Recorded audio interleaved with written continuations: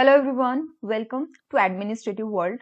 आज की इस क्लास में हम बात करने वाले हैं गुड गवर्नेंस के बारे में। देखो, गुड गवर्नेंस का ये जो टॉपिक है, ऑल्दो 1990s के आसपास इसके बारे में डिस्कशन स्टार्ट हुआ था। वर्ल्ड बैंक ने एक रिपोर्ट पब्लिश करी थी जिसमें उन्होंने गुड गवर्नेंस को लेकर के कुछ डिस्कशन किया था। तब से शुरुआत हुई और आज तक मोर देन 30 इयर्स हो चुके हैं, बट अभी भी एक टॉपिक ऐसा है जो इवोल्व हो रहा है। ठीक है, क्रिटिसिज्म इसका बहुत ज्यादा नहीं है, लेकिन टॉपिक की एक फिक्स बाउंड्री नहीं है। गुड गवर्नेंस का कंसेप्ट क्या है वो हमें समझना पड़ेगा, बट उससे पहले we need to understand the concept of governance.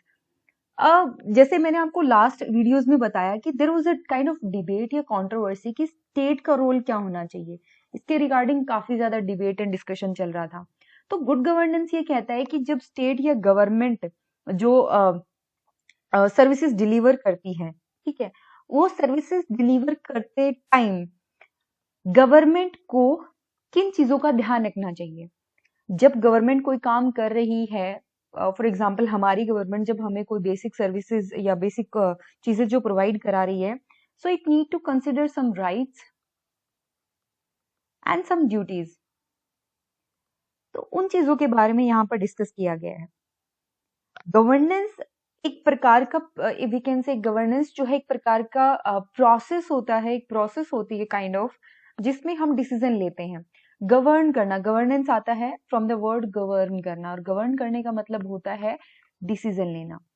तो वो मेथड, वो प्रोसेस जिससे हम डिसीजन लेते हैं, दैट इज गवर्नेंस। अभी तक बहुत, आई कैन से बहुत लेमन डेफिनेशन है। Don't worry, let's try to understand this definition in detail. So what is governance? Governance refers to the form of political system and manner in which power is exercised in utilizing country's economic and social resources. किसी भी country के अंदर कुछ resources होते हैं। Resources अलग अलग हो सकते हैं। रिसोर्सेज आपके फिजिकल रिसोर्सेज होते हैं, जैसे कोल है या फिर आयरन है। ऐसे आपके मेटलिक रिसोर्सेज हो सकते हैं, नॉन मेटलिक रिसोर्सेज हो सकते हैं। इसके अलावा ह्यूमन भी एक बहुत इंपॉर्टेंट फैक्टर है, एनर्जी रिसोर्स हैं। तो बहुत सारे रिसोर्सेज हैं आपके पास और आपको कुछ गोल्स अचीव करने हैं।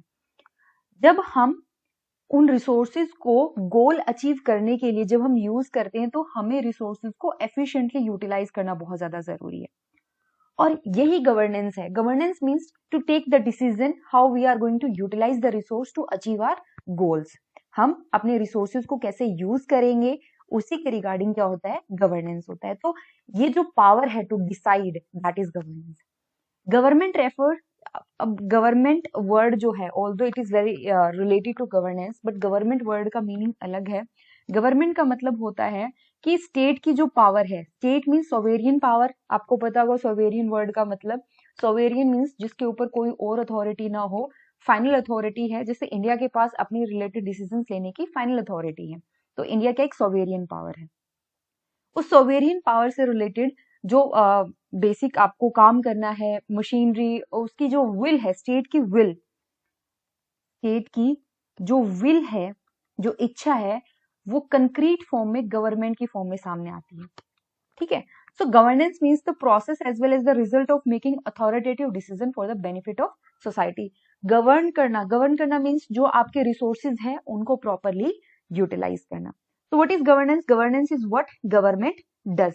इसकी अलग अलग डेफिनेशन हो सकती है, बट इतना याद रखिए कि आपको जितने भी आपके पब्लिक रिसोर्सेज है उनको यूटिलाइज करना है properly for the welfare of public, that is governance. So governance is what government does.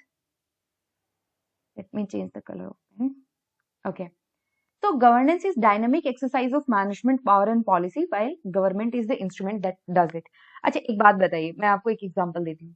मान लीजिए गवर्नमेंट ने कोई स्कीम चलाई, फॉर एग्जांपल मान लीजिए कोई एम्प्लॉयमेंट से रिलेटेड स्कीम थी, और एम्प्लॉयमेंट से रिलेटेड थी स्कीम SC ST और मेनली वुमेन के लिए। ठीक है, वुमेन के लिए ये स्कीम थी। तो ये स्कीम किसने बनाई? इस स्कीम को बनाते time government was one of the agency. इसके अलावा जो सिविल सोसाइटी थी, जैसे SC ST के रिगार्डिंग काम करने वाले ग्रुप थे या फिर वुमेन ऑर्गेनाइजेशन थी, उनको इंक्लूड किया गया इस प्रोसेस के अंदर। और जब ये डिसीजन ले लिया गया, तो उसके इम्प्लीमेंटेशन प्रोसेस के अंदर कुछ ऐसा इम्प्लीमेंटेशन वाला पार्ट था जहां पर गवर्नमेंट इन्वॉल्व थी और कुछ ऐसा पार्ट था जहां पर एनजीओ इन्वॉल्व थे।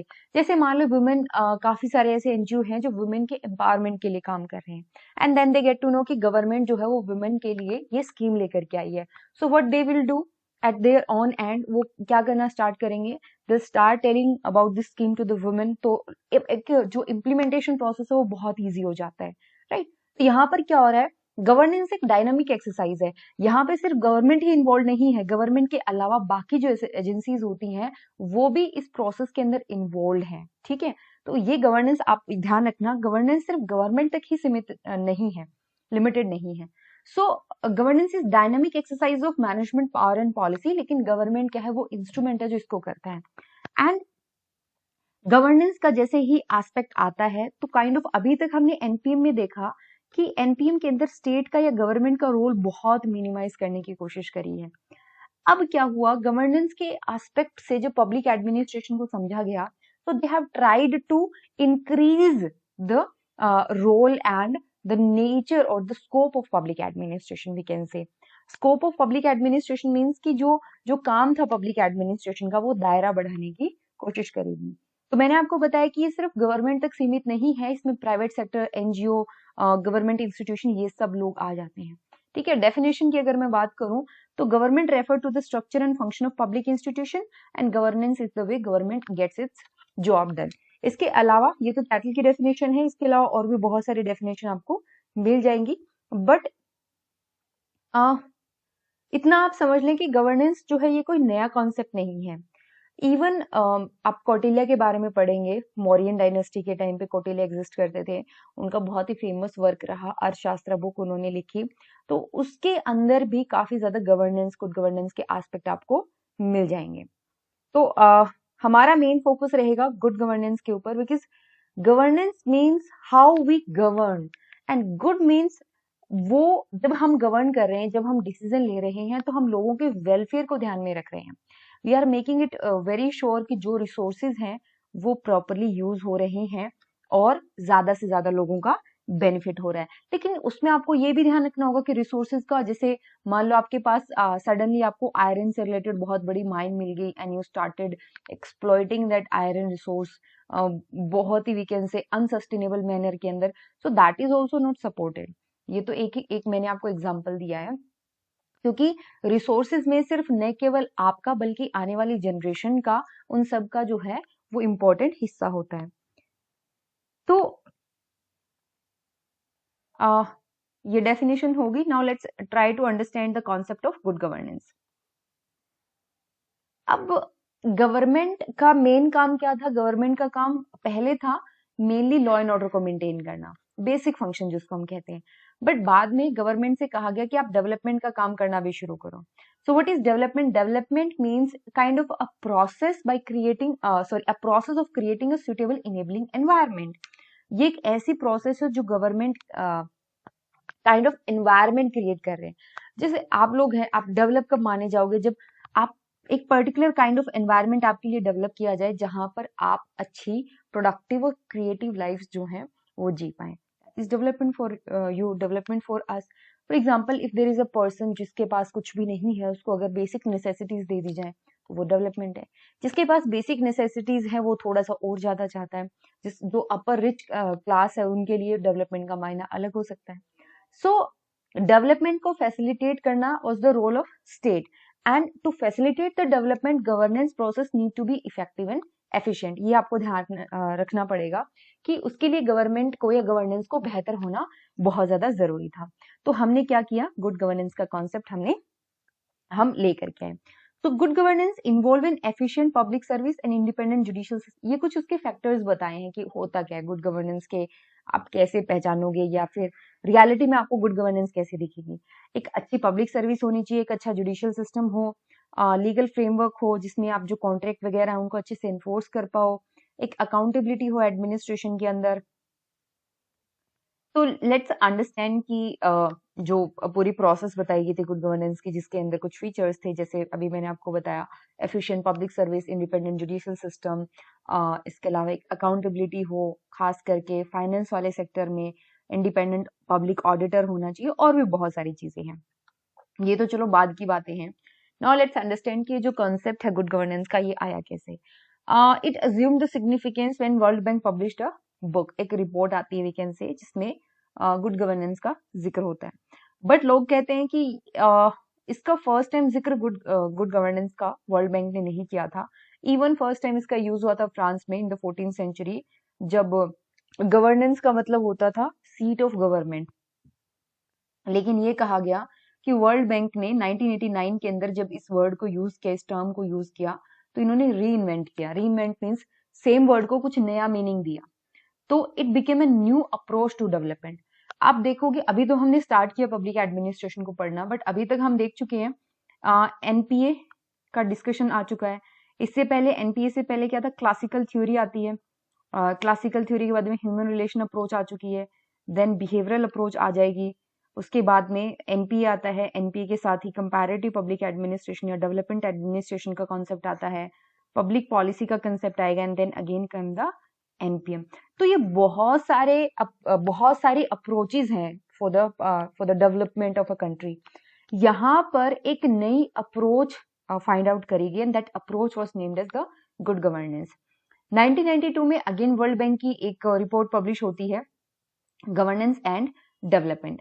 1997 में इन्होंने गुड गवर्नेंस के कॉन्सेप्ट को दोबारा से रीडिफाइन किया वी कैन से, जिसमें ये था कि good governance is a necessary pre condition for development. पहले ये था कि गुड गवर्नेंस के थ्रू आप डेवलपमेंट कर सकते हो, बाद में ये कहा गया कि अगर आपको डेवलपमेंट करनी है तो आपको गुड गवर्नेंस को इंश्योर करना पड़ेगा। ये कुछ ऐसा ही है जिसमें मैं आपको कहूं कि देखो, आप अगर अपने रूम को क्लीन रखोगे तो आप अच्छे से स्टडी कर पाओगे, ठीक है। अगर आप स्टेटमेंट पे फोकस करो तो मैंने कहा कि इफ, ठीक है, अगर आप ऐसा कर पाओगे तो ऐसा होगा, कॉज इफ एंड कॉज वाला मैंने वो किया।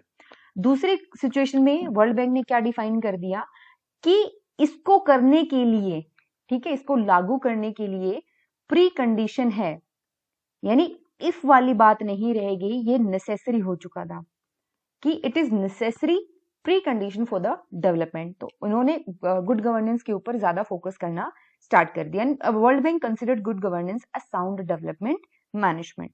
तो वर्ल्ड बैंक का जो कॉन्सेप्ट था public admin sorry good governance का, उसके बारे में उन्होंने क्या कहा, let's understand. Don't worry, I am going to give you a lot of questions जो आपको ढूंढने हैं, because as I told you कि ये जो टॉपिक है गुड गवर्नेंस का, ये अभी भी इवॉल्व हो रहा है। रिसेंटली आपको ध्यान होगा कि गवर्नमेंट ऑफ इंडिया ने गुड गवर्नेंस से रिलेटेड डे भी सेलिब्रेट किया, इंडेक्स भी, नीति आयोग भी इस कॉन्सेप्ट पे काम कर रहा है। तो it's still kind of evolving phenomena good governance का। But let's understand world bank ने क्या कंसेप्ट दिया था। वर्ल्ड बैंक ने कहा कि गुड गवर्नेंस के इन्फोर्स करने के 4 मेन डायमेंशन है, मतलब 4 तरीके से आप गुड गवर्नेंस को इंश्योर करो। पहला तो आप पब्लिक सेक्टर को मैनेज करो। पब्लिक सेक्टर मीन्स गवर्नमेंट जो काम कर रही है उसको प्रॉपरली मैनेज करो। दूसरा, उसके अंदर अकाउंटेबिलिटी लेकर के आओ। तीसरा, लीगल फ्रेमवर्क फॉर डेवलपमेंट, कि आप जो डेवलपमेंट करने जा रहे हो, ठीक है, जो भी आप स्टेप्स ले रहे हो, आपने कोई स्कीम लॉन्च करी है, कुछ भी किया, provide a legal framework for that. And transparency and information accessibility होनी चाहिए। आपको कहीं ना कहीं ट्रांसपेरेंसी एंड इंफॉर्मेशन एक्सेसिबिलिटी से आरटीआई का जरूर ध्यान आ रहा होगा। So good governance kind of approach है, और बहुत सारे इनिशिएटिव आपको देखने को मिल जाएंगे जो गुड गवर्नेंस को प्रमोट करते हैं, चाहे फिर वो आरटीआई हो, चाहे फिर वो सिटीजन चार्टर हो, सोशल ऑडिट हो, बहुत सारे ऐसे हैं जो गुड गवर्नेंस को प्रमोट करते हैं। But at that point of time there was some problem which was faced by the developing country. कौन कौन सी प्रॉब्लम थी, let's try to understand this problem. There were some problems which was faced by developing countries, जिसमें prominent थी। पहला था कि जो लॉ बनाए जा रहे थे they were not properly implemented. So improper और पुअर इम्प्लीमेंटेशन हम कह सकते हैं, लॉज अच्छे से इम्प्लीमेंट नहीं हो रहे थे। देन इम्प्लीमेंट अच्छे से हो नहीं रहे थे, और उसका एक एस्पेक्ट ये था कि जो इम्प्लीमेंटेशन होना था वो बहुत डिले हो रहा था। आपने मान लो 1970 में डिसाइड कर लिया कि हम यहाँ पे एक डैम बनाने वाले हैं, 20-25 साल हो चुके हैं प्रोजेक्ट, उस टाइम ये कहा गया कि 5 ईयर इसको लगेंगे, लेकिन 20-25 साल हो चुके हैं, आप 1990s में आ चुके हो, अभी तक वो डैम का एक ईंट भी वहां पे नहीं रखा गया है, तो फिर फायदा क्या। काइंड ऑफ बहुत ज्यादा डिले होने लगा था, और डिले होने की वजह से दो नुकसान होते हैं।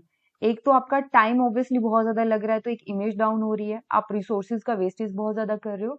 दूसरा ऑब्वियसली कॉस्ट भी ज्यादा लगेगी, जैसे जैसे टाइम बढ़ता है आपकी कॉस्ट भी जो है वो बढ़ती जाती है। तो there were some delays in implementation of policies and project. Then lack of clarity about rules and regulations. अब मैंने आपको बताया ब्यूरोक्रेटिक रूल था, ब्यूरोक्रेटिक रूल के अंदर क्या होता है, सब कुछ आपका फिक्स्ड रूल्स एंड रेगुलेशन के हिसाब से चलता है, और लोगों को क्लैरिटी नहीं थी about the rules and regulations, तो ये भी एक प्रॉब्लम था। Then absence of effective accounting system, ये हम फाइनेंस के अंदर पढ़ेंगे अकाउंटिंग सिस्टम, बट इतना आप याद रखें, फाइनेंस में क्या होता है, अकाउंटिंग में क्या होता है कि जो भी हम एक्सपेंडिचर कर रहे हैं या इनकम हो रही है, you have to keep kind of accountment, I am sorry, kind of accounting system, या फिर आपको एक डिटेल रखनी पड़ती है आपको, ठीक है, अकाउंट में आपको अकाउंट से रिलेटेड आपको डिटेल रखनी पड़ती है, अकाउंटिंग मैनेजमेंट वी कैन से, या फिर फाइनेंशियल मैनेजमेंट आपको इंश्योर करना पड़ता है, बट ऐसा कोई सिस्टम डेवलप हुआ नहीं था, ठीक है। Then failure to involve beneficiary, यहाँ पे क्या था, टॉप डाउन अप्रोच थी। टॉप डाउन अप्रोच में क्या होता है कि government will decide and beneficiary will receive, कुछ कुछ पब्लिक इंटरेस्ट थ्योरी यहाँ पे अप्लाई हो रही है, दैट ब्यूरोक्रेसी विल डिसाइड कि लोगों के बेनिफिट के लिए क्या चीजें जरूरी है। तो world bank outline the need for good governance necessary for economic, human and institutional development. इसके अंदर क्या क्या एस्पेक्ट इंक्लूड किए गए थे, एक तो था पॉलिटिकल अकाउंटेबिलिटी होनी चाहिए, देन वर्कर को ज्यादा से ज्यादा वर्कर्स को और लोगों को ज्यादा एम्पावर किया गया, कैसे उनको फ्रीडम दी गई एसोसिएशन की एंड पार्टिसिपेशन की, खास करके जो डिसीजन मेकिंग है, गवर्नमेंट जो डिसाइड कर रही है, उस डिसीजन मेकिंग प्रोसेस के अंदर डिफरेंट ग्रुप को इन्वॉल्व करा जाए। So freedom of association and freedom of participation by different group in process of governance. Then rule of law को इंश्योर किया गया and independence of judiciary. I hope आपको rule of law का मतलब पता हो। Rule of law means law is the king, superior क्या है, कानून है। ब्यूरोक्रेसी की या पॉलिटिकल अथॉरिटी की मन मर्जी नहीं चलेगी, जो रिटर्न है, जो कॉन्स्टिट्यूशन में दिया गया है उसके हिसाब से काम होगा। एंड उसके लिए कौन रिस्पॉन्सिबल है, जुडिशरी रिस्पॉन्सिबल है, तो जुडिशरी की इंडिपेंडेंस जरूरी है। ब्यूरोक्रेटिक अकाउंटेबिलिटी होनी चाहिए, न केवल पॉलिटिकल अकाउंटेबिलिटी बल्कि ब्यूरोक्रेटिक अकाउंटेबिलिटी की ज्यादा जरूरत है यहाँ पे। Freedom of information and expression होने चाहिए, साउंड एडमिनिस्ट्रेटिव सिस्टम हो leading to efficiency and effectiveness, cooperation हो between the government and civil society. And as I said earlier कि ये जो कॉन्सेप्ट है ये अभी भी इवॉल्व हो रहा है, तो इट स्टिल ऑक्यूपाइज अ की place in promotion of sustained all around development.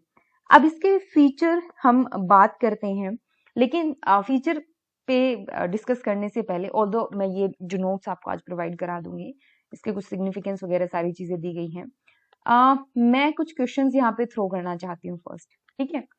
पहला तो आपने सुना होगा आजकल जो मॉडल चल रहा है, that is minimum government maximum governance. तो ये है क्या, how you will explain minimum government and maximum governance, पहला तो यही है आपका question, minimum government and maximum governance. I hope आप, अगर आप रेगुलर फॉलो कर रहे हो न्यूज वगैरह को, तो आपने ये फ्रेज बार बार सुनी होगी, और अगर नहीं भी सुनी, so you can easily scroll and find out कि इसका मतलब क्या है मिनिमम गवर्नेंस का and maximum, minimum governance and I am sorry minimum government maximum governance का, ठीक है। देन गुजरात के अंदर एक और मॉडल अडॉप्ट करा गया, that is one day governance model, ठीक है। ये गुजरात में मेनली फोकस किया गया था, और ये था कि तकरीबन 8 डिफाइंड सर्विसेज हैं, जिसमें अगर आपको वो सर्विसेज चाहिए तो you can just visit one counter, और आपको एक ही दिन में वो सारी सर्विसेज मिल जाएंगी, ठीक है। फॉर एग्जाम्पल 8 सर्विसेज, जैसे आपको मान लो बैंक से रिलेटेड काम है, कोई डॉक्यूमेंट से रिलेटेड काम है, तो इस तरीके से 8 सर्विसेज डिफाइन करी गई, जो आप जाइए गवर्नमेंट के एक काउंटर पर और वहां पर आपकी सारी जो 8 सर्विसेज हैं वो आपको मिल जाएंगी। तो ये एक बार देख लीजिएगा, ठीक है। जन सेवा केंद्र का और ये कंप्यूटराइज सिस्टम ये डेवलप करा गया था, तो ये आपको पता होना चाहिए। ओके, थर्ड जो टॉपिक है, आई होप 2 टॉपिक हो गए हैं। थर्ड जो टॉपिक है which you have to know, that is rule of law क्या होता है। है, अगर नहीं भी पता, ये आपके जब आप आर्टिकल 14 को डिस्कस करते हो फंडामेंटल राइट में, उस टाइम पे रूल ऑफ लॉ का जिक्र आता है। नहीं पता तो you can let me know, मैं उसके नोट्स आपको प्रोवाइड करा दूंगी।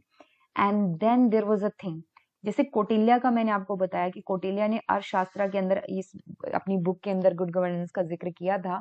बट कौटिल्य का तो हम तभी देखो, जब हम कौटिल्य के बारे में पढ़ेंगे इंडियन एडमिनिस्ट्रेशन में, तब भी गुड गवर्नेंस का एस्पेक्ट आएगा। But I want you to know कि good governance at the time of Buddha, यानी कि कौटिल्य से पहले वाले टाइम में, उसमें आपको थोड़ा सा आइडिया होना चाहिए कि किस तरीके से था, या उन्होंने किस तरीके से गुड गवर्नेंस के बारे में बात करी थी कि नहीं। Like I really want to know कि आप इसका आंसर ढूंढ पाते हो कि नहीं ढूंढ पाते। ये ऑप्शनल है, बट बाकी जो मैंने 3 टॉपिक आपको बताए हैं, latest minimum government maximum governance वाला, rule of law and 1 day model of governance का, ठीक है। अब बाकी का जो रह गया, I share the notes with you, हम कल डिस्कस करेंगे, because there are a lot of things which I really want to tell good governance के बारे में। और ये जो टॉपिक ऐसा है ना, गवर्नेंस वर्ड अगर आपको समझ में आ गया तो it becomes very easy for you to understand the good governance. वरना जो देखने में इजी लगते हैं टॉपिक, वो एक्चुअल में बहुत डिफिकल्ट होते हैं, क्योंकि at one point of time आप चीजों को लगता है कि हाँ समझ रहे हो, लिखने की जब बारी आएगी, जब रिप्रोड्यूस करने की बारी आएगी चीजों को, you can easily forget. Then आपने महात्मा गांधी का राम राज्य का सुना होगा। अब वो आइडियल स्टेट कैसा था, राम राज्य कैसा होता है, वो आपके भी अपने ऊपर डिपेंड करता है कि आप इन चीजों को कितना सीरियसली डिस्कस करते हो। ओके, तो मेरी तरफ से आज के लिए बस इतना ही। अगर आपको कुछ भी पूछना है, you can let me know. Okay, and take care, बस इतना ही है। ख्याल रखिए अपना, बाय बाय।